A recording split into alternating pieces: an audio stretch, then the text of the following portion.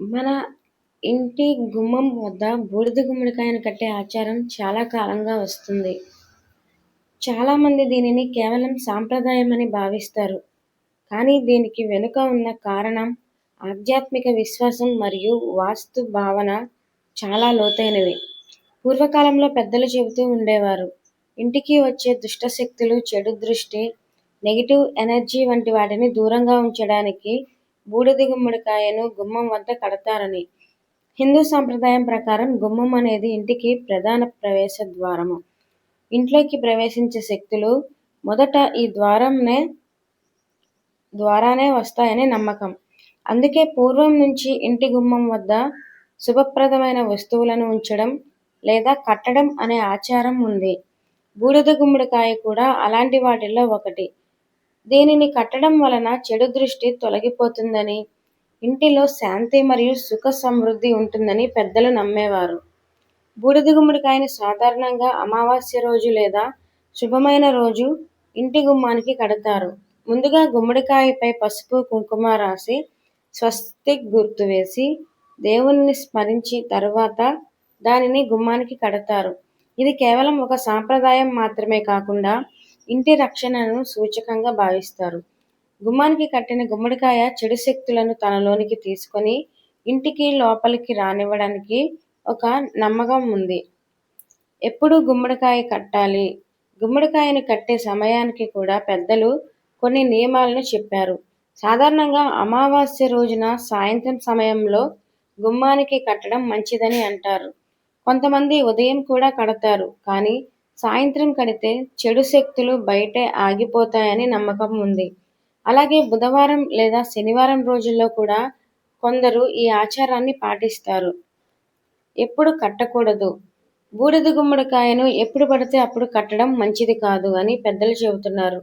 ముఖ్యంగా సూర్యోదయం సమయంలో లేదా మధ్యాహ్నం సమయంలో కట్టకూడదు అని అంటారు. అలాగే సూర్యాస్తమయం తరువాత చాలా ఆలస్యంగా కట్టడం కూడా మంచిది కాదని చెబుతారు. సాయంత్రం సమయంలో శుభ సమయంలో కడితే మంచిదని భావిస్తారు. పాత గుమ్మడికాయను ఏమి చేయాలి?